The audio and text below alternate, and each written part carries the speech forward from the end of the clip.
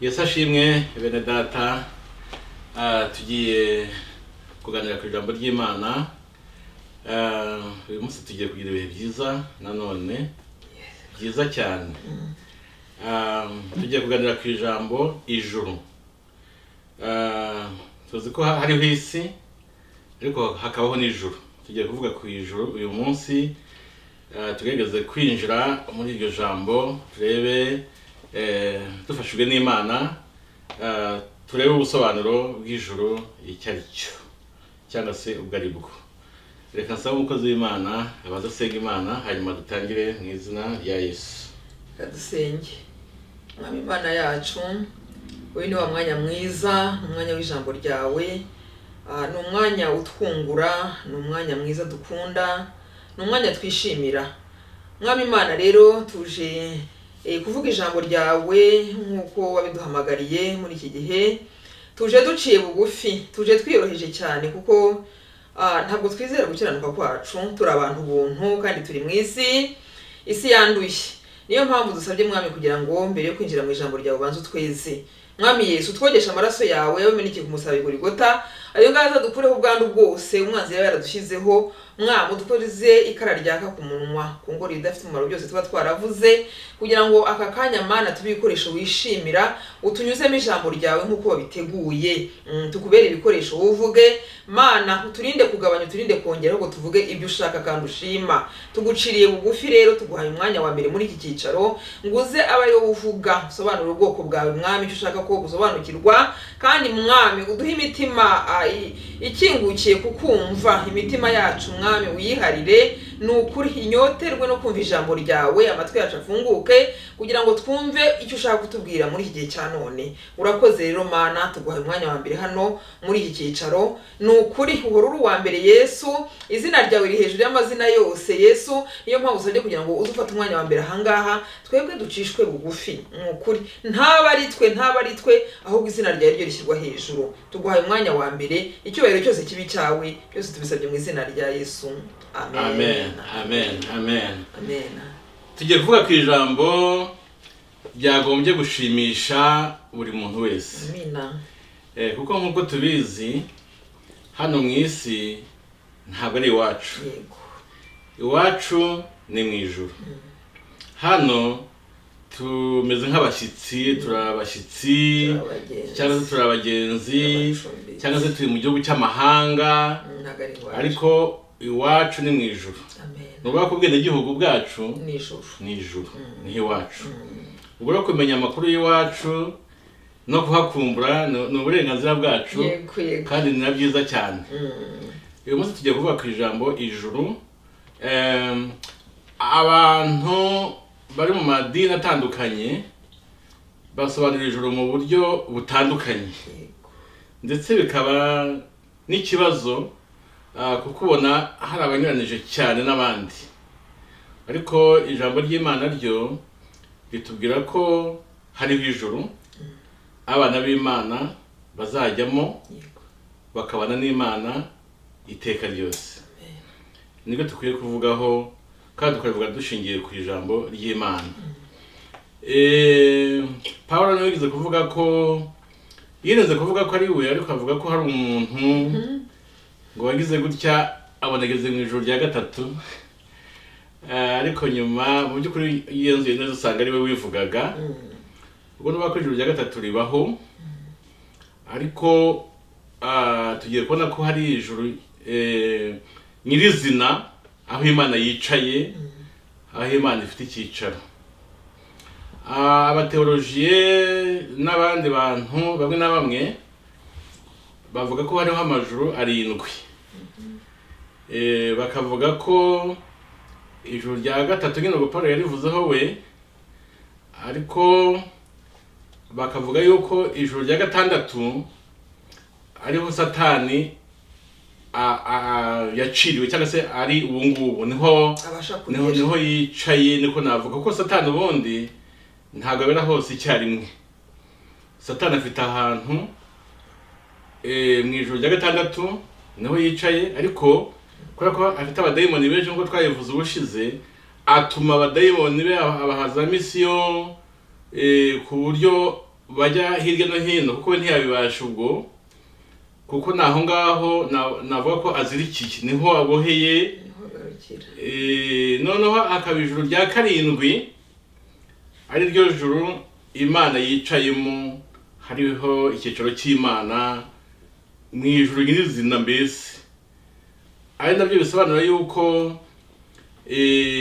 kugeza ubu nta muntu ubasha gutambuka iryo juru rya gatandatu, kuko Satani niho abambiye. Ariko nk'uko tugiye kubibona, hari igihe tuzahatambuka Satani ajugunywe, avanywemo aho ngaho ajugunywe, none icyo gihe tuzabasha gutambuka. Abari mu rya gatatu bose babashe gutambuka bagere mu ijuru rya karindwi, ariho Imana yicaye.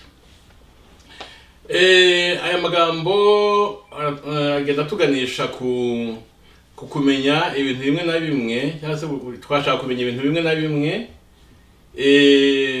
Nk'uko mubizi, ijambo ry'Imana ritubwira yuko impanda igiye kuzavuga. Ntabwo tuzi igihe izavugira, n'ubu yavuga. None impanda nivuga, abakijijwe bazayumva, bazamurwe, bazabona Yesu ku gicu, bamusange ku gicu, kuko icyo gihe Yesu ntabwo azagera ku isi. Noneho abo bakijijwe ubu ni itorero rya Kristo, basanganire Yesu ku gicu, bamusange ku gicu. Aho ngaho bazahamara imyaka 3 n'igice, imirimo yabo ipimwa, noneho bahabwa n'abakamba. Imirimo yakozwe mu buryo bw'inyungu z'Imana niyo izahemberwa, birumvikana. Imirimo abantu bakora y'imfabusa ntabwo izabasha guca umuriro, izashya. Ubwo noneho imyaka 3 n'igice bazamara aho ngaho, cyangwa se tuzamara aho ngaho ku gicu hamwe na Yesu. Hasi bazaba bari mu cyo bita, Bibiliya yita umubabaro, cyangwa se tribulation. Noneho iyo myaka 3 n'igice nirangira, Yesu azamukana n'itorero, noneho bava aho ngaho ku gicu bajya muri rya juru rya karindwi. Ariko bagihaguruka aho ngaho ku isi hazatangira umubabaro mwinshi, ariwo bita la grande tribulation. Kubera impamvu yihe? Kubera ko rya juru rya gatatu twavuze Satani abambye arimo ubu ngubu, Satani icyo gihe azajugunywa kugira ngo tubashe gutambuka. None najugunywa ku isi, noneho wa mabaro wikube inshuro nyinshi cyane, kuko none hazaba yiziye, Satani azaba yiziye ku isi, aje kuyobora. Noneho haba amarorerwa, habe ibintu biteye ubwoba, habe umubabaro mwinshi ku bazaba basigaye nyine ku isi, bashaka guhamya ko Yesu n'ubundi ari umwami, bashaka kumuvuga neza. Ibyo hasi bizaba nyine byikugisho nyinshi, umubabaro uzaba mwinshi cyane. Ariko noneho twebwe tuzaba tugiye mu ijuru hamwe na Yesu, ubwo ari utujyanye. Ndavuga itorero ry'Imana ubwo. Noneho tumare imyaka 3 n'igice mu ijuru. Ubwo urumva ko kuva igihe impanda yavugiye, izaba yavugiye, n'igihe tuzaba turi mu ijuru tumaze imyaka 3 n'igice, iyo ngera kuri 3 n'igice yindi tuzaba turi mu kirere hamwe na Yesu, yose izaba imyaka 7, ariyo ihwana muri Danieli, ihwanye n'ibyumweru 70 bya Danieli mu buryo bw'ubuhanuzi. No mu byahishuwe ushobora kubibona, bavuga iminsi ihwanye neza n'iyo myaka 7. Noneho icyo gihe imyaka 7 nishira, itorero rya Kristo Yesu azamanukana naryo aje kwima ku isi imyaka 1000. Iyo myaka 1000 azima ku isi, Satani azabanza bohwe.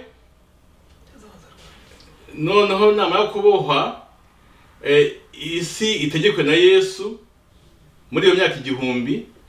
Nuba ko muri isi icyo gihe hazaba hari abavuye mu ijuru, abantu bavuye mu ijuru bazaba bafite umubiri w'umwuka. Abako bagera ku isi bazasanga hari abandi bantu bahari bafite umubiri usanzwe nk'uyu dufite, kuko bazaba batapfuye, ngo bahindurwe. Nuvuga ko ku isi icyo gihe muri iyo myaka igihumbi hazaba hari abantu bafite umubiri usanzwe nk'uyu wacu tuhasanze, nyine n'abavuye mu ijuru bafite umubiri w'umwuka. Icyo gihe bavuga ko hari ubutumwa buzahavugirwa, ariko si ubutumwa bwiza, ahubwo ni ubutumwa bwo guciraho iteka abazaba baranze kwemera Yesu, bababwira bati mwaze kumwemera, ubwo ngubwo ni ukurimbuka, nta kindi. Nta icyo gihe mu by'ukuri ntabwo uzaba ari ubutumwa bwiza, ni ubutumwa bwa condamnation.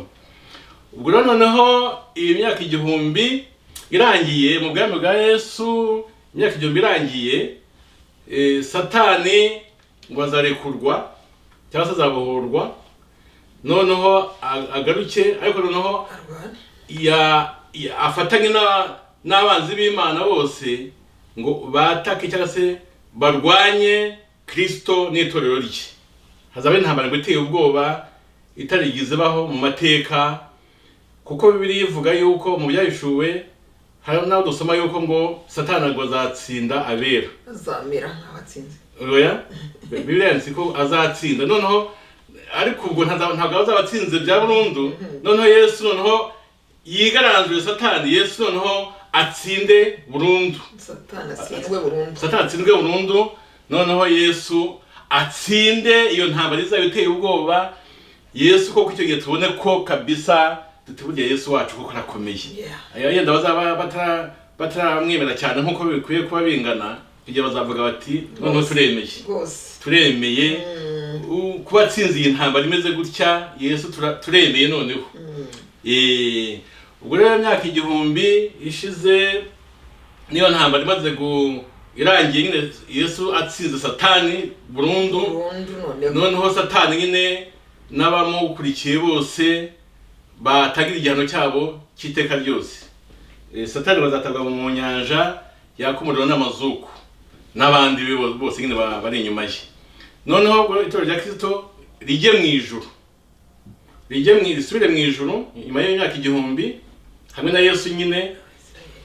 None ubwo icyo ntavuze kindi, Yesu amanukanye n'itorero rye nyuma ya myaka 7 navuze. Yesu amanukanye n'itorero rye azasanga mu isi hakiri Abisirayeli, kuko bamwe muri bo ntibamwemeye. Icyo gihe n'ubundi ntabwo bazemera Satani cyangwa se ngo bemere cya kimenyetso, ntibazacyemera rwose, baza bari mu kwicwa ku buryo bukomeye cyane. Noneho Yesu aze abatabaye, niko navuga. Icyo gihe rero nidusubira mu ijuru nyuma y'imyaka igihumbi, n'abo Bisirayeli nabo tuzazamukana. Noneho tujye kuba mu ijuru iteka ryose bidafite iherezo. Ubwo rero tugiye kuvuga ku ijuru, tuvuge abantu bazaba bari mu ijuru ni bande, tuvuge ibizakorerwa mu ijuru ni ibiki, tuvuge ukuntu tuzabona Imana icyo gihe mu buryo noneho, kuko kubana na Yesu iyo myaka yose tuzaba twahereye ku gicu turi kumwe, tujye mu ijuru naho tuzaba turi kumwe nawe, hanyuma tugarukane ku isi y'ime myaka igihumbi.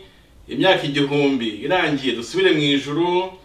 Urumva ubwenge bwacu buzaba bwarakuze kuko tubasha kumva ibintu bimwe na bimwe tutabasha kumva nonaha. Hari byinshi tutazi tutumva. Ubwo njya gusaba umukozi w'Imana adusomera ahantu natuye ko twavugaho muri aka kanya mu ijambo ry'Imana, adusomere aho twateguye. Ijambo ry'Imana ry'uyu munsi turarisoma mu Bakorinto ba mbere, igice cya 15 umurongo wa 28. Haranditse ngo nuko byose nibimara kumwegurirwa, nibwo n'umwana w'Imana ubwe aziyegurira iyamweguriye byose, kugira ngo Imana ibe byose kuri bose. Amen. Reka tugende buhoro, soma aho hambere ugwitonze. Nuko byose nibimara kumwegurirwa, ngo ibintu byose nibimara kwegurirwa nde? Yesu. Kwegurirwa Yesu, ibintu byose hatavuyemo na kimwe. Komeza. Nibwo n'umwana w'Imana ubwe aziyegurira iyamweguriye byose. Urumva Yesu nawe aziyegurira iyamweguriye byose, kugira ngo Imana ibe byose kuri bose. kugira ngo Imana ibe byose kuri bose. Mu by'ukuri aya magambo nyategura mu kanya narinze ko hari ikibazo abantu bamwe bafite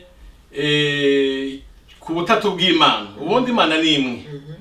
Imana ni imwe, ariko iyo uvuze Imana mu busobanuro bw'ijambo ry'Imana uhita wumvamo abapersona batatu. Niyo meaning y'Imana ubundi. Nuvuga ngo hari Imana Data, n'Imana Umwana, n'Imana Umwuka Wera. Ariko bose bakaba bagize Imana imwe. Ubwo rero abantu bafite ikibazo cyane ku butatu, ntabwo byo bwinjiramo cyane kuko ubundi turanayibujijwe, ntabwo ubwenge bwacu buragera.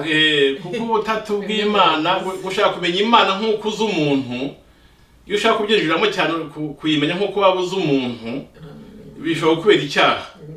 Kuko hari ibyo Imana yaduhishuriye mu buryo bworoshye muri Bibiliya, nibwo buryo tukwiye kugenderaho cyane. Ntidushaka gushaka gukora analize nyinshi cyane no gushaka kwinjira mu Mana no gusesengura Imana cyane, ntabwo tubyemerewe.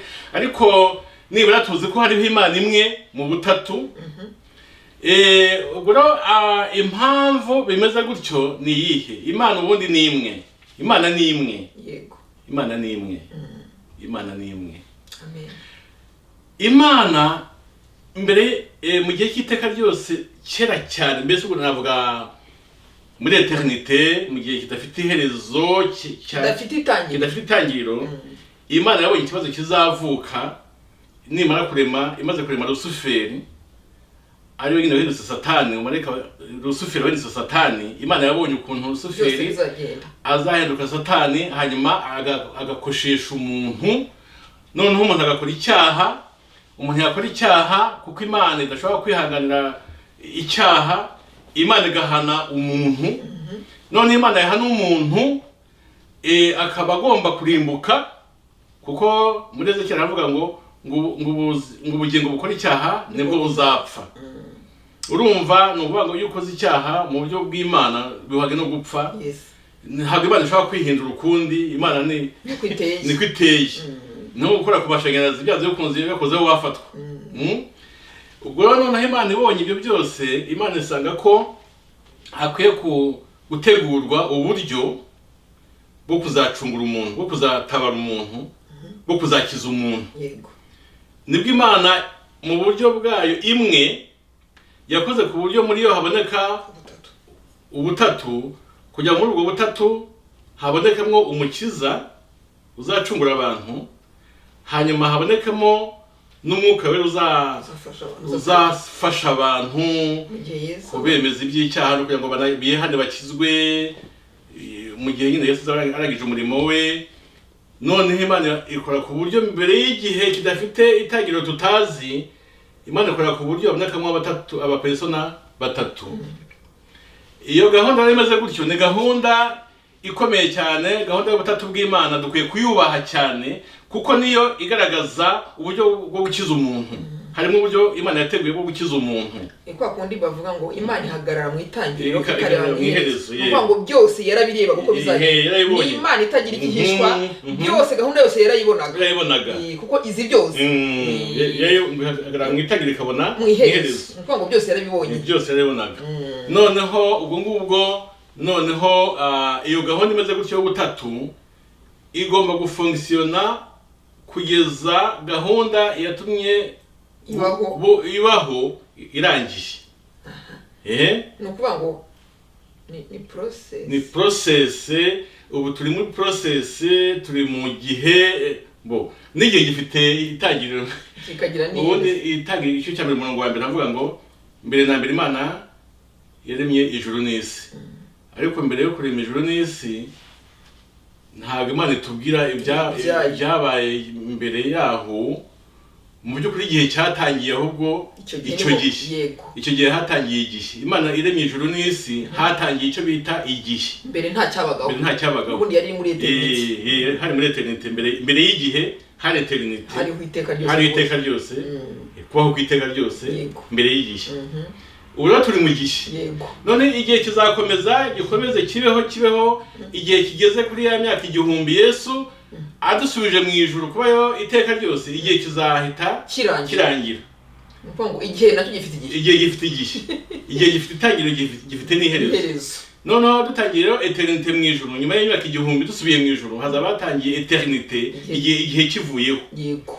Ubwo no kuvuga ngo Yesu azatugeza mu ijuru nyuma y'imyaka 1000 nyine, noneho dutangire kubaho kwiteka ryose kudafite iherezo. Muri icyo gihe muri ubwo buryo bumeze gutyo, ubwenge bwacu buzaba buri mu gukura cyane kubera kwitsirita ku Mana, turi kumwe nayo. Imana izadukuza mu bwenge ku buryo tuzasobanukirwa ibyo tutabasha gusobanukirwa ubu ngubu. Noneho aha twasomye ugira hasubiremo nanone, nuko byose nibimara kumwegurirwa nibwo n'umwana w'Imana ubwe aziyegurira iyamweguriye byose, kugira ngo Imana ibe byose kuri bose. Amen, amen.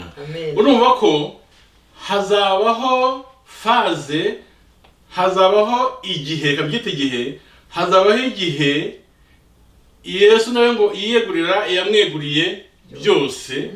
Noneho ngo kugira ngo Imana ibe imwe muri byose, kuri bose no kuri bose no kuri byose. Ibe byose kuri bose. Urumva ubwo no bango Yesu nabaziyegurira iyamweguriye byose. Noneho ubwenge bwacu buzabukuze cyane, no tubone ngo kugira ngo Imana ibe byose kuri bose. Yongere isubire uko yahoze cya gihe mbere, kuko misiyo yo gucungura umuntu izaba irangiye. Amen, amen. Burumva ko Imana ni imwe. Imana ni imwe. Ubwo iyo usuzuguye ubutatu bw'Imana, ubusuzuguye gahunda yo gukiza Imana yashyizeho. Ubukozi kosa rikomeye cyane. Ugomba kubaho ubutatu bw'Imana. Uramutse ubusuzuguye, uba usuzuguye gahunda yo gukiza Imana yashyizeho. Ngo kugira ngo Imana ibe byose kuri bose. Noneho ubwenge bwacu icyo gihe tuzabibona gutya, tubone Imana ibaye byose kuri bose. Noneho tuvuge uti burya none turasobanukiwe Imana kuko ni imwe. Amen. N'ubundi ntabwo ari eshatu, n'ubundi Imana ni imwe kuko Imana ntihinduka. Ariko ubu buryo bwagiyeho kugira ngo gahunda yo gukiza umuntu ishoboke. Kugira ngo haboneke umukiza, haboneke n'umwuka ufasha itorero kugira ngo aryemeze iby'icyaha, bihane, abantu bakizwe kugira ngo bazajye mu ijuru. Ubwo n'icyo gihe ngo Imana ibe byose kuri bose. Noneho abantu twese tubone Imana, nta kwirirwa twibaza ngo se ngo Yesu, kuko Yesu ngo nabaza abayiyeguriye yamweguriye.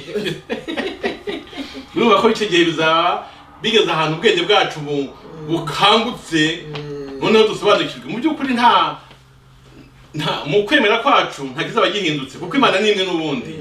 Nta kizaba, aho tuzaba dukuze mu bwenge bw'umwuka, kuko dusobanukirwa ibyo tutabasha kumva uyu munsi. Ura tugiye kureba noneho tuzaba dutangiye noneho igihe kidafite iherezo. Ndi kuvuga igihe tuzaba dutangiye uburyo bwo kubaho kwiteka byose kudafite iherezo. Ariko naho tugiye kureba mu ijuru ni bande bazaba ariyo icyo gihe. Abantu ndiga ko bafite amatsiko yo kumenya ni bande bazaba bari mu ijuru icyo gihe. Reka mbere ku bamarayika. Abamarayika nkuko twabivuze ubushize, 1/3 cyaciwe mu ijuru kubera ko cyasuzuguye Imana, nyine gukirwa na Satani baraciwe, ariko hasigayeyo 2/3. Ubwo bizaba biri mu ijuru. Ushatse kureba kwa abamarayika bazaba bari mu ijuru icyo gihe, ushobora gusoma muri Yesaya, ntabwo twari tuhasoma. Yesaya ibice 6 umurongo wa 1 kugeza wa 7. Ushobora no gusoma Zaburi 99 umurongo wa 1. Abandi ushobora kubona mu ijuru ni abakuru bazaba bari mu ijuru nabo 24. Ariko nanone tubona ko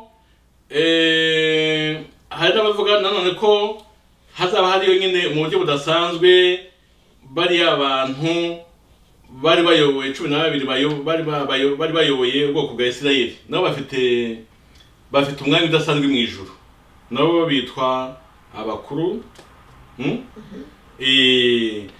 Ariko ubwo bakiyongera kuri babakuru 24 basanzwe bazwi. Urashaka kuvuga iriya miryango 12 y'Abayisirayeli? Yego. Bari abana 12 nyine ba Yakobo. Bazaba nabo bafite umwanya udasanzwe. Kimwe n'intumwa 12 nazo zifite umwanya udasanzwe mu ijuru. Ubwo usomye ndabyumvise. Hari abakuru 24, hari bari ya 12 ba Yakobo, hakaba n'intumwa 12 nabo. Bose n'abantu bazaba bakomeye mu ijuru. Reka mvuge yenda abakuru cyangwa se abakomeye, abakuru tugita abakuru niyo byiza. Ubwo hari 24 basanzweyo, ushobora kubona mu byahishuwe 4 umurongo wa 4. Noneho hakiyongeraho 12 bari bayoboye imiryango 12 y'Abisirayeli. Abana ba Yakobo. Noneho hakiyongeraho intumwa 12 ziriya zabanye na Yesu. Abo nabo numva bafite umwanya ukomeye, buriya bafite umwanya ukomeye cyane. Hanyuma nanone hazaba hari Abisirayeli bakijijwe bo mu isezerano rya kera ubwo, kuko Bibiliya tubwira mu Baheburayo 11:6 havuga 11 Abaheburayo 11 havuga liste y'abantu mbese bagize kwizera mu gukomeye mu isezerano rya kera, intwari zo kwizera. Ubwo rero bisomye mu Baheburayo 11:6 abo nabo babarwa nk'abantu badasanzwe, kuko ijambo ry'Imana rirabahamya intwari zo kwizera. Abo rero nabo bafite umwanya udasanzwe mu ijuru.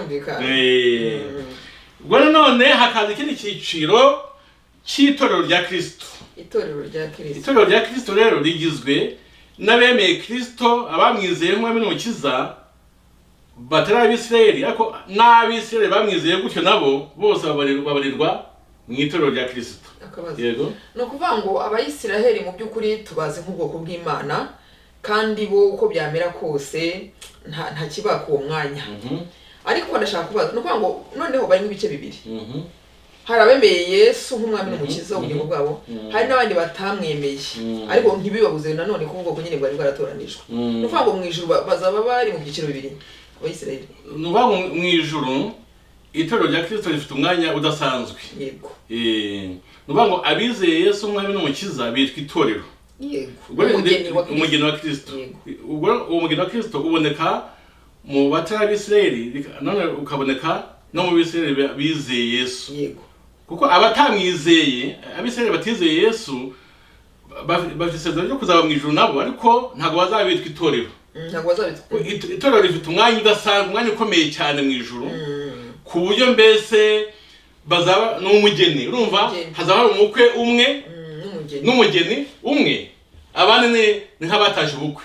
Umuntu ushatse bivuga gutyo, nuvuga ngo niba iyo habaye ubukwe hakaba umukwe hakaba n'umugeni, abandi nabatashe ubukwe. Ushatse bifata gutyo, nabo baba bakomeye, kuko mu bukwe nanone hari abatumirwa nanone.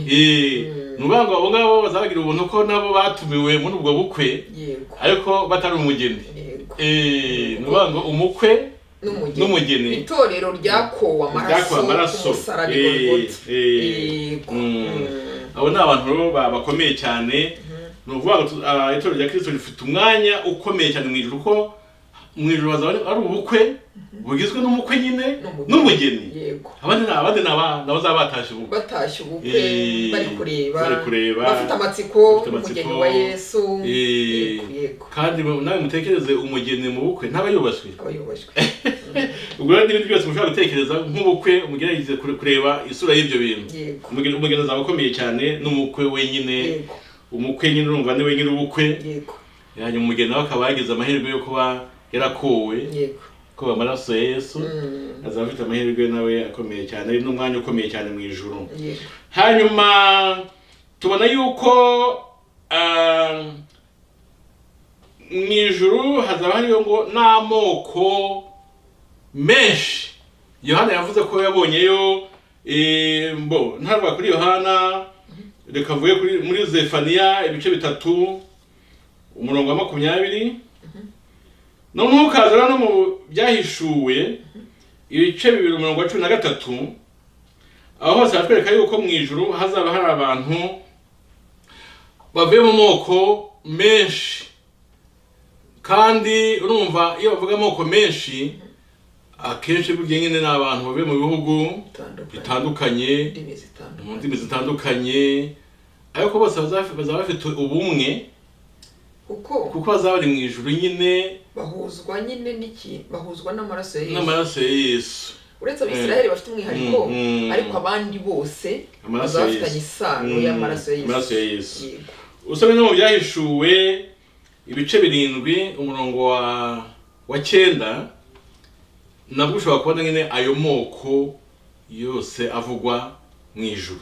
Nuvuga ngo hazaba ariyo abantu multitude, donc abantu benshi b'amoko menshi atandukanye. Urumva Bibiliya ntabwo yagiye muri details ngo ivuge ngo aba n'aba. Yohana bayabonye ari benshi cyane, avuga ngo mbonye ngo hari abantu b'amoko menshi mu bihugu byinshi baturutse ahantu hatandukanye, benshi utabasha kubara. Mbese nuvuga ko nawe byabimureye hurizo kumenya uburyo identify buri. Ariko icyo tubona cyo nuko bazaba ari abantu benshi kandi bafite nda n'ukuntu badateye kimwe byanze bikunze, ariko none bahujwe nanone nuko bari mu ijuru ry'Imana. N'ijuru mbese umuntu yavuga ko rifite gahunda isobanutse, abantu bazaba bahuje nta ubangamiye uwundi, ariko bazaba batandukanye ariko bumvikana, bakundanye, ariko badasa byanze bikunze, ndetse badahuje bimwe na bimwe ariko bakundanye bari mu bumwe. Donc bizaba ari ibintu byiza cyane kuko Imana ikunda diversité. Imana ikunda kubona ibintu n'ihindabyo. Burya ubonye ibara ry'umuhondo gusa ntabwo bishimishije, ariko hari umuhondo akazamo n'umutuku n'icyatsi n'iroze n'umukara ushatse wazamo, ntacyo bitwaye upfa kubuja mu yandi. Imana ikunda ibintu nk'ibyo ngibyo, ni umunezero wayo kubona amoko menshi yahuye, mbese bari mu ijuru badasa ariko bose bahuje umutima, bakundanye ariko badasa, banezerewe, bahimbaza, bafite urukundo rusesuye. Ubwo numva ko bizaba ari ibintu byiza cyane. Tugiye kureba aho navuga hanyuma, tugiye kuvugaho naho hakomeye cyane. Hari abantu bazi ko mu ijuru nitugerayo ntabwo tuzaba tugiye kuryama. Nasomye ijambo nasomye nsanga hari ibintu bizakorerwayo, ariko kuryama nta bintu nabonyemo, nta joro. Kuko Yesu yaravuze ngo data arakora nanjye hakora. Ni ukuvuga ngo mu ijuru nta mwanya wo kuryama nabonyemo, ariko tugiye kubona ko mu ijuru hazabaho kwiga. Burya rero abantu, ubundi ijuru ibyo tubona muri iyi si bimwe na bimwe bishushanya iby'ijuru. Yego, mu ijuru hazabaho kwiga. Ntabwo tugiye gusoma yenda mu ijambo ry'Imana cyane, ariko ndaba nk'imirongo mushobora gusoma. Usomye mu Bakorinto ba mbere ibice 13 umurongo w'9 kugeza 10. Abakorinto ba mbere 13 umurongo w'9 wahabonye? Ndahageze. Ishotse wahasoma kugeza 10 wahasoma. Umurongo w'9 kugeza 10. Okay.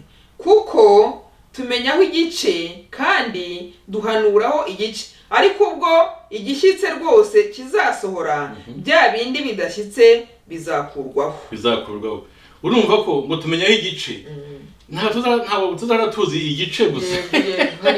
Hari tuzasobanukirwa byinshi n'ibibazo abantu bibaza mu butatu, iki byose mu ijuru tuziga. Noneho muri uko kwiga Imana n'ubundi ngo tuzabona ngo ibaye byose kuri bose. Ubwo so kwiga tuzatugeza ahantu ubwenge bwacu bwakuze kubera ko turi kwiga, kugeza aho Imana izavuga iti noneho bigeze, reka numbihishure neza, kuko barabasha, bafite ubwonko, bafite capacity, bafite noneho ubushobozi bwo gusobanukirwa neza uwo ndi we. cyangwa icyo ntekereje ariko ni njyewe ugitekereje kuriya tuzabana na Yesu kuriya tuzabana na Yesu imyaka 3 n'igice ku gicu, imyaka 3 n'igice mu ijuru, hanyuma tukagarukana imyaka 1000 ntabwo ari mikeya. Mu by'ukuri ngira ngo niho tuzaba turi kwiga cyane, tuvugana nawe, ngira ngo ni nta masomo azagira, kumaza tubazo tumwe ahubwo noneho nkatekereza ko cyagiye noneho nyuma y'imyaka 1000 ubwenge bwacu buzaba bwaramaze gukanguka kubera kubana na Yesu, umwigisha mwiza, umwigisha w'ukuri. Noneho tugeze mu ijuru ubwenge bwacu noneho buzaba bushyitse, tubasha gusobanukirwa byari byose tuzasobanukirwa. Kuko ndibuka muvuga ko abantu ngo bibaza ku ntumwa ngo ese ngo kuki intumwa ngo zigishaga zitarize. Noneho watwigishije ko imyaka 3 n'igice bamaranye na Yesu mu by'ukuri yarabigishije, kuko babanye nawe bari hafi cyane ye, arabigisha ku buryo basigaye rero bafite ubumenyi yabahaye. Natwe rero iriya myaka tuzamarana na Yesu mu by'ukuri 7 kongeraho imyaka 1000 ni imyaka myinshi. Nge numvaga ariho tuzaba turi kwiga ahubwo, kuko mu ijuru tuzagerayo ubwenge bwacu bwaramaze gusobanukirwa. Ariko nanone tugira mu ijuru ntabwo uzavuga ngo ufite diplome ngo narize, tuzakomeza twige kuko ubundi Imana niyizi byose. Yego. Ariko dukeneye kumenya nibura byinshi. Yego. Ubwo rero nuvuga kugira ngo uzamenye byinshi tuziga igihe cyose. Yego. Tuziga. Mu by'ukuri hamwe ijuru hazabaho kwiga, hari ibyo tuzabonayo tutari tuzi. Ndetse uko kwiga ntabwo ugiye kuba yenda kumuziga chimie, mwige matematike, mwige iki, ariko abantu kandi Imana burya Imana ireba n'icyo, burya Imana izi umutima w'umuntu icyo akunda. Yego. Hari umuntu wumva yikundira kuba yamenya ibintu bini, bakavuga ati iyi domaine iyi niyi nkayi rwose cyangwa ngo umenye ibintu byinshi. Burya Imana igenda isubiza no kwifuza kwacu kwiza. Yego. Imana iguha umugisha. Amen. Hari wasanga abantu bayenda bakunda kuba intiti, ntibagera mu ijuru bazaba bafite inyota yo gukomeza kumenya ibintu nka filozofi. Imana ivuga iti ubwo mubikunda reka none ngende mbigisha. Umuntu wese akiga muri domaine yumva afite inyota yo kwigamo, kwiga bizakomeza. Yanga twabonye nyine ko ngo tuziho igice, bavuze rimwe na rimwe tuziho igice, ariko ntabwo babivuze byose. Duhanura igice. Urumva niba duhanura igice mu ijuru se, mu ijuru tumenyaho igice, tuzamenya byinshi tugeze mu ijuru. Ikindi kizakorwa mu ijuru, usomye Byahishuwe 15 umurongo wa 3, hazabaho kuririmba. Kuririmba bizabaho, abantu bari mu makorali bazakomeza umurimo, n'abandi bashaka kwinjiramo bazinjiramo. Ubwo ninde tutazaririmba muri icyo gihe. 15 umurongo wa 3. Umurongo wa 3 haranditse ngo nabonye baririmba indirimbo ya Mose, imbata y'Imana, n'indirimbo y'umwana w'intama, bati Mwami Imana ishobora byose, imirimo yawe irakomeye kandi iratangaje, mugabe w'amahanga, inzira zawe nizo gukiranuka n'ukuri. Amen. Baririmba. Urumva ko mu ijuru amakorali azafite umwanya ukomeye, abafite ibihimbano by'umwuka. Muri kwa kwiga twabonye Imana izabigisha noneho guhimba ibihimba noneho bidasanzwe. Urumva n'abacuranga, amareka baza bacuranga, ariko ntekereza ko n'abantu Imana ibona ko muri bo bakunda gucurangira Imana. Imana izabahaza gitari rwose, bacuranga induru zivuge, nakora ku murya wa gitari abantu buzura umwuka. Urumva mu ijuru hazabaho kuririmba, donc bizaba ari ikintu kimwe mu bintu bikomeye bizakorwa mu ijuru. Hazabaho no guhimbaza, kuramya. Byahishuwe 5 umurongo w'9, yose ni imirimo izakorwa mu ijuru. Byahishuwe 5 umurongo w'9. Yego. Nuko baririmba indirimbo nshya bati ni wowe ukwiriye kwenda igitabo no kumena ibimenyetso bigifatanije, kuko watambwe ugacungurira Imana abo mu miryango yose no mu ndimi zose no mu moko yose no mu mahanga yose, ubacunguje amaraso yawe. amen.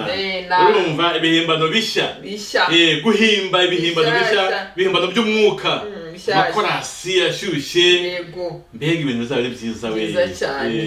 Mu ijuru ni heza. Bene data bakumbuje ijuru. Wavuze ati nitugerayo tuzasirimba. Nabyo bizabaho.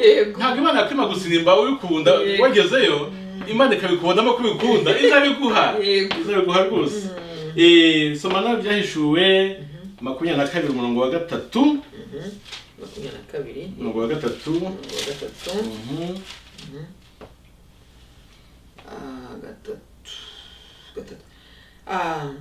Nta muvumo uzabaho ukundi, ahubwo intebe y'Imana n'umwana w'intama izaba muri urwo rurembo, kandi imbata zayo zizayikorera. Amen. Imbata zayo zizayikorera. Nuvuga ngo mu ijuru tuzaba dukorera Imana. Turi imbata z'Imana. Tuzaba turi mu murimo dukora nk'imbata z'Imana, nk'abagaragu b'Imana. Urumva nta mwanya wo kuryama ndi kubona. Mwanya wo kuryama ntawo mu ijuru nta hantu h'ibikorwa. Ese ubundi baryama mu munsi mukuru. Ariko ku murongo wa 5 hano bari bivuga. Mwari muhateguye? Oya hasome nawe. Haravuga ngo nta joro rizabaho ukundi, kandi ntibazagomba kumurikirwa n'itabaza cyangwa kuvirwa n'izuba, kuko Umwami Imana azabavira, kandi bazahora ku ngoma iteka ryose. Amen. Urumva ko ijuru ni ijuru ryo gukora, nta joro ni ijuru ry'ibikorwa. Kuko nta kunanirwa kuzabaho, tuzaba twarahinduwe. Kandi uzaba ukora umurimo wishimiye. Impamvu tunanirwa kenshi turanasonza, cyangwa ukakora umurimo kugira ngo uhembwe ariko utawukunda. Utanawukunda, gukora kugira ngo ukore. Uri ufite udakunze, ariko ugomba gukora. Ariko ugomba gukora kugira ngo ubone udufaranga. Ariko icyo gihe uzabonezerejwe no gukora umurimo Imana yagushinze. Nk'imbata y'Imana. Ngo twese tuzaturi imbata z'Imana, turi gukora ngo nta joro hazaba ngo ari amanywa igihe cyose. Urumva Imana nyine zaba ari umucyo. Urumva hari activity nyinshi. Hanyuma kasoma ko yakabiri wahasomye. Umurongo wa 5 wahasomye, ariko usomye Timoteyo wa 2 ibice 12 nabyo naho twareba. Mu by'ukuri hazaba harimo imirimo.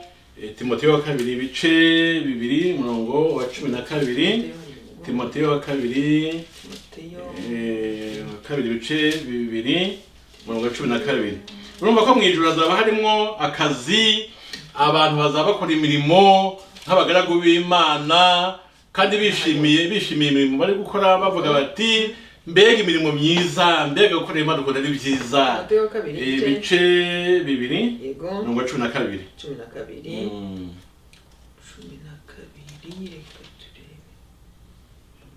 Timoteyo wa 2 ibice 2 umurongo wa 12.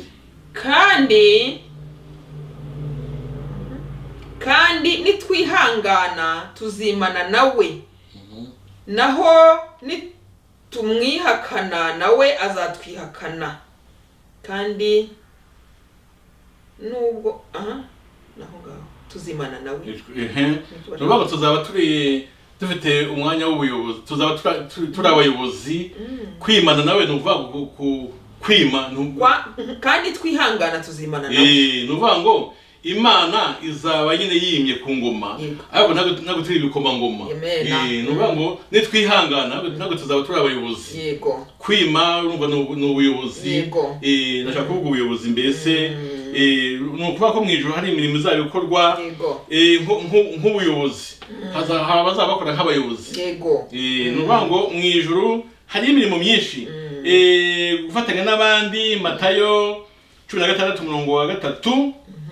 Matayo 16 umurongo wa 3 wahasoma. Na mu gitondo muti haraba umuvumo. Matayo 16 umurongo wa 3. Haranditse ngo Matayo 16 umurongo wa 3.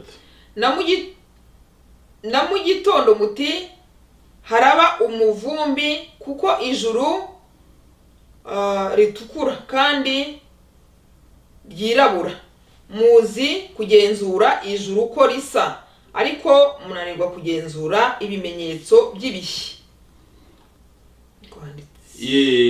Urumva abantu gufatanya kw'abantu abantu bazi kugenzura. Nuvuga ngo mu ijuru abantu bazaba bakora nka fellowship, mbese bazaba babasha gufatanya n'abandi mu kumenya uko ibintu bimeze, kuvugana kw'abantu hagati yabo, bakamenya situation, mbese ubufatanye n'abandi, gufatanya, kudakorera hamwe ngo mu bantu. Ntabwo Yesu yavuze ngo umuntu, yavuze umuntu bango gufatanya, gukorera hamwe kw'abantu kuzaba guhari. Abantu bavuga bati turumva twakora iki kintu, turabona situation, turabona yenda hariya abacuranzi bari gucuranga gutya, hanyuma abahimbaza bimeze gutya, natwe noneho dukorera hamwe abantu mbese kujya inama, abantu gushyira hamwe bagakora nk'ikintu muri nka team. Urumva n'uburyo bwa organisation, ariko ku buryo kumvikana, bahuriza ku kintu, bakumvikana ku kintu, bagakora ikintu gifite umumaro. Aho tugiye kurangiriza none ni ahantu hashimishije, hasa nk'abasekeje, ariko ntabwo basekeje cyane. Mu ijuru tuzarya. Ngize kubwira abantu ariko ngize kurya ibiryo biryoshye, ndavuga ariko ibiryo ko biryoshye gutya nk'ubu mu ijuru bizabe. Ubwo usomye ibyahishuwe ibice 2 umurongo wa 17, byahishuwe ibice 2 umurongo wa 17. Soma izina rya Yesu. Ufite ugutwi niyumve iby'umwuka abwira amatorero. Unesha nzamuha kuri manu yahishwe. Muhe niwe ryera ryanditsweho izina rishya ritazwi n'umuntu wese keretse urihabwa. Amen. Nzamuha kuri manu, unesha nzamuha kuri manu. Ese manu niyo gutera ishote? Manu nibyo kurya murayizi mu butayu, ukuntu manu yatunze Abisirayeli kandi yari baryoheye cyane. Yaryoshye. Ubwo ngo Yesu yahishe manu, hari manu yahishe, hari manu Yesu yaduhishiye. Tuzarya. Abazanesha, unesha Yesu yamuhishiye manu, azamuha icyo gihe akayikinisha se. Ntabwo kujugunya gutyo uyikinisha, niyo kurya. Manu yategereje ikintu Yesu yaduhishiye. Zayo ufite nk'umushyitsi, kavuga uti mfite umushyitsi, najyaga nkunda yenda umushyitsi arisha ikera, akoresha imbuto. Urumva kariya ni akantu Yesu yashyize pembeni, ni ibanga ry'uburyohe. Ibanga ry'uburyohe bwa manu. Iyo ni manu navuga iryoshye cyane kurusha iyo mu butayu. Kuko ni manu Yesu yavuze ati Abisirayeli bahaye manu mu butayu, nibayinjira ryoshye koko, ariko reka gira n'akandi karyoshye cyane ne kukaba hano naha ngahishire itorero ryanjye. Hari kamano Imana yaduhishiye kugira ngo tuzakarye. Reka ne ukita kamano manu Imana yaduhishiye ngo tuzayirye. Unesha, bisome ngo unesha nzamuha kurya kuri manu. Unesha nzamuha kuri manu yahishwe. Amen. Unesha nzamuha kuri manu yahishwe. Amen. Tugiye gusoza bene data, reka mvuge ibintu 5, ibintu 7 bizakorwa mu ijuru. Hazabaho kwiga, hazabaho kuririmba, hazabaho kuramya, hazabaho gukorera Imana, gukora umurimo rwose, hazabaho kwima, kuba abantu b'abayobozi, hazabaho gukorera hamwe kw'abantu, hanyuma habeho no kurya. Amen. Tuzanarya. Tugiye gusenga Imana. Ijuru ni ryiza. Ubwo ijuru ntabwo ari ryo kwicaramo gusa, ahubwo ni ijuru rifite activity. Harimo activity mu ijuru, harimo imirimo itandukanye, ariko yose inejeje abayikora. Ni imirimo inejeje. Umuntu wese azabanejejwe no gukora umurimo Imana yamushinze. Umuntu wese azabanejejwe no kuba mu ijuru kandi aticaye. Yesu ati data arakora, nanjye ndakora. Mu ijuru tuzaturiyo dufite inshingano nziza zitunejeje zitandukanye. Tugiye gusenga Imana mu kanya gato. Tugiye gusenga Imana ariko bene data tugira tubakumbuza ijuru. Ukumbura ijuru urihushije waba ugize ibyago. Reka ngira akantu gato nanjye mvuga mbere yo gusoza. Abazaba mu ijuru barahirwa kandi bafite umugisha ukomeye cyane. reka tujye tuba mu isi nk'abazaba mu ijuru. Amen, amen. Nasaba abantu bumva ko bakijijwe, bumva ko bakiriye Yesu nk'umwami n'umukiza w'ubugingo bwabo, abantu bafite ubwenegihugu bw'ijuru. Numvaga nabasaba, ni icyifuzo, nabasaba kubaho, kugerageza kwitoza kubaho nk'uko tuzabaho, nk'uko umugaragu w'Imana avuze uko mu ijuru bizagenda, uko bizakorwa. Bene data, icyampa tukitoza kubaho nk'uko tuzabaho mu ijuru. Mu ijuru hazaba hari urukundo rusesuye. Iyo ngeze aho hantu numva nabisaba abantu cyane, nkumva nabibateramo, nkumva sinzi ukuntu nabisobanura, nkumva abana b'Imana, niba wumva uri umwana w'Imana wari ukwiye kubaho nk'umwana w'Imana, ukitoza uburyo tuzaba mu ijuru ngo hazaba hari ubufatanye busesuye, abantu bafatanije, abantu bakorera hamwe, abantu bakundana, abantu bahuje urugwiro. Icyama ahantu tukahumva abantu twakijijwe tugakundana, tukabyitoza, kuko mu ijuru hazaba hari urukundo rusesuye. Nibyo koko ngo tuziga, hari byinshi tuzasobanukirwa pe, hari byinshi tuzigishwa na Yesu muri ya myaka 7 tuzamarana, ya myaka 1000 tuzamara ko hazabyigisha byinshi. Ni naho koko bizakura cyane ibyo by'urukundo, ariko byaba byiza tunatangiye ubyamunezeza, tunatangiye gukorana, gukundana, gufashanya, umuntu akishimira undi, umuntu akanezezwa n'ibyo undi akora, umuntu akishimira gahunda undi arimo, kuko twabonye ko mu ijuru hazaba harimo activity, abantu bakora ibintu, bamwe bashinzwe abandi bashinzwe ibi, abandi bibanesheje. Icyampa tugatangira ubwo buzima, umuntu akishimira ibyo mugenzi we akora, undi akishimira ibyo undi yakoze, ukishimira ubutumwa mugenzi wawe yavuze ukumva buragufashije, undi nawe akishimira ko uri umuririmbyi uhimbaza. Bene data, aho hantu iyo mpageze ndavuga nti Imana waduhaye umutima wo gutangira kwitoza uburyo tuzabaho mu ijuru. Imana idufashe bene data. Uvuze ikintu cyiza cyane. Amina. Mu by'ukuri niba tuzajya mu ijuru rimwe, niba tuzaba ahantu hamwe, niba tugomba kubana byanze bikunze mu ijuru rimwe, ahantu hamwe, imbere y'Imana imwe. Bene data, dutegere twitoze ubwo tuzabana mu ijuru. Imana izavuga tuzamuke tureba na ingwe? Oya, ntabwo byakunda. Imana nivuga bazayumva, n'abantu bamwe bafite icyerekezo kimwe, n'abantu bumva ibintu kimwe, n'abantu bahuje umutima. Ntabwo Imana izavuga ngo umuntu ayumve agenda akubita umugeni undi. Mugomba kuzamuka mukundanye, kuko muzaba muzamuye mujya ahantu hamwe. Ubwo dutegere kwitoze, niba hari umuntu wumva kudakunda umukunde, kuko wasanga Imana izavuga nawe akayumva, nawe mukazamuka mwembi mufatanye yenda mu biganza mukundanye. Ntabwo Imana izavuga ngo nazamuke barwana, muzazamurwa mukundanye. Uwumva ko azazamurwa akwiye kumva ko n'akanaka niba bazazamurwa bazazamurwa bombi bakundanye, kuko byanze bikunze bazaba bagiye ahantu hamwe bagiye kubana. Nta gucengana kuzaba guhari, nta kwishushanya kuzaba guhari, ntabwo uzavuga ahangaha ushobora gukwanga umuntu hano ukayimuhisha, ariko aho ngaho tuzatira imbere y'Imana nta guhisha. Byanze bikunze ugomba kuza gukunda uwo muntu. Niba utamukunda ntuzarijyamo, kuko ntabwo wajya mu ijuru kwanganirayo n'abandi bantu. Reka dukure izangano mu mitima yacu, dukuremo ishyari, dukuremo kurebana nabi, twimakaze urukundo, twimakaze gukundana, twifurizanye ibyiza, dufashanye. Mw'ijuru ngo bazafatanya, nta gucengana bizabayo, nta guhishanya. Nta gucengana bizabayo, byanze bikunze uzaba uriyo ukunze umuntu wese uhari.